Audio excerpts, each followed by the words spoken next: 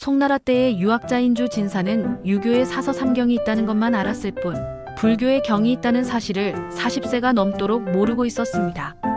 어느 여름날 고개 너머에 있는 친구 집을 찾아가던 도중에 소나기를 만난 주 진사는 옆에 있는 조그마한 암자로 들어갔습니다. 때마침 스님은 방 안에서 경을 읽고 있었고 마루에 걸터 앉아 비 그치기를 기다리던 주 진사의 귀에 대방광 불화엄경이라는 구절이 들려왔습니다. 절에도 경이 있나? 대방광불이라니. 궁금하게 여기다가 소나기가 그쳐 친구 집으로 찾아간 주 진사는 친구에게 물었습니다. 산골 절에도 경이라는 것이 있는가?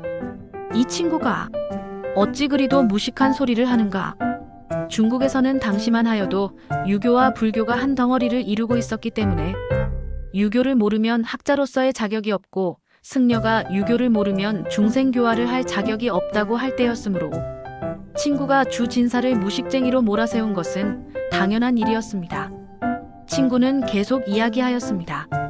유교의 글은 딱딱하지만 불교의 글은 문체의 아름다움과 넓고 깊은 뜻이 있다네. 그리고 대장경이라 할 만큼 경의 숫자도 어마어마하고 그 이치 또한 매우 심오하다네. 자네도 시간이 나거든 불교 경전을 한번 읽어보게. 불교가 어떤 것인지 새삼 느낄 것이네. 주 진사는 대화를 나누고 집으로 돌아와서는 불경에 대한 생각을 놓고 있었습니다. 2달가량이 지나 가을 추수를 할 무렵 주 진사는 들로 나가 일꾼들이 추수하는 것을 구경하고 집으로 돌아와 점심밥을 잘 먹고는 마루에 누워 숨을 거두었습니다. 하지만 죽은 주 신사는 죽었다는 생각이 전혀 없었습니다. 그는 마루에 누웠다가 일어나서 신을 신고 자기 집 뒤뜰로 갔습니다. 그런데 그 뒤뜰에 전에 보지 못하였던 아름다운 누각이 있는 것이었습니다. 분명히 우리 집 뒤뜰인데 누가 이런 누각을 지었을까? 그때 누각 위로부터 대화를 나누는 소리, 웃음소리, 풍악소리가 들려와 살그머니 올라섰습니다. 누각 위에는 비단옷을 입은 젊은 신선 4명이 있었으며 주위에 시동과 무희들이 있었습니다. 또한 젊은 신선 4명 중 2명은 바둑을, 2명은 훈수를 두고 있었습니다.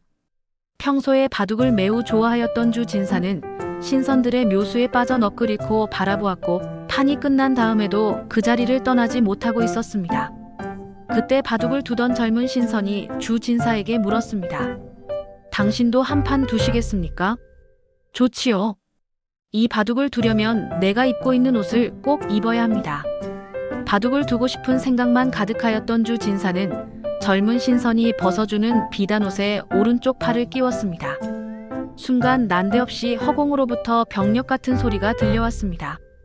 대방광 불화엄경의 소리를 듣고 몇 차례 흥얼거려 본 사람이 어찌 그런 옷을 입느냐. 그 소리에 놀라 깨어나 보니 가족들이 통곡을 하며 주 진사의 육신을 입관하고 있는 중이었습니다. 주 진사에게는 바둑 한 판을 두는 동안이었지만 인간의 시간으로 3일이 흐른 것이었습니다.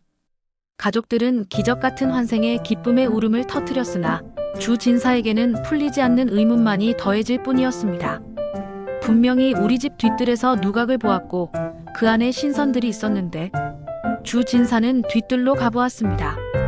그곳에는 타작한 볏짚이 질서정연하게 쌓여 있었고 그 위에 개가 올라가 4마리의 새끼를 낳았으며 그중 1마리는 죽어 있었습니다.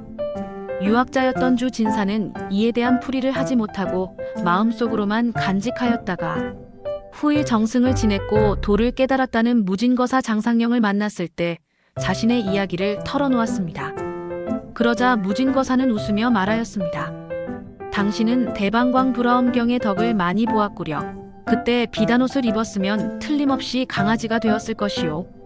깨의 자궁이 훌륭한 누각으로 보인 것은 당신의 업과 맞았기 때문인데 대방광 불화엄경을 읊는 소리를 듣고 스스로 몇 번 읊은 공덕 덕분에 강아지가 될 것을 면한 것이요.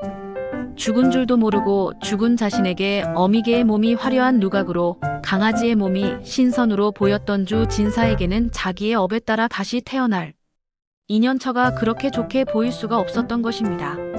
그런데 주 진사가 신선의 비단옷을 받아 입으려는 순간 허공으로부터 호통을 치는 소리에 깨어날 수 있었던 것입니다. 그 대신 1마리의 강아지는 죽은 채 태어났고 과연 이렇게 된 까닭이 무엇이겠습니까? 바로 대방광 불화엄경을 몇 차례 외운 덕분이었습니다. 이처럼 경의 제목을 외우는 공덕은 매우 큽니다. 그래서 어떠한 경전이든 본문을 읽기 전에 경 제목을 3번 읽으라고 한 것입니다. 이것은 나의 말이 아닙니다. 수십 년 전까지만 하여도 강원에서 아침 저녁으로 경을 읽거나 연구를 할 때는 전 대중이 꼭 경제목을 3번씩 읽고 시작하였습니다. 그것도 경제목 앞에 나무를 붙여서 말입니다. 그러므로 절에서나 집에서나 금강경, 화엄경, 지장경, 반야심경 등 어떠한 경전을 독송하든지 간에 꼭 나무금강 반야바라밀경, 나무대방광 불화엄경, 나무지장 보살본원경, 나무마 반야바라밀 다심경 등 경제목을 3번씩 염송하도록 하십시오. 경의 제목은 그 경전 내용의 핵심을 담고 있으므로 공덕이 더욱 크다는 것을 마음에 새겨 독송하시기를 바랍니다.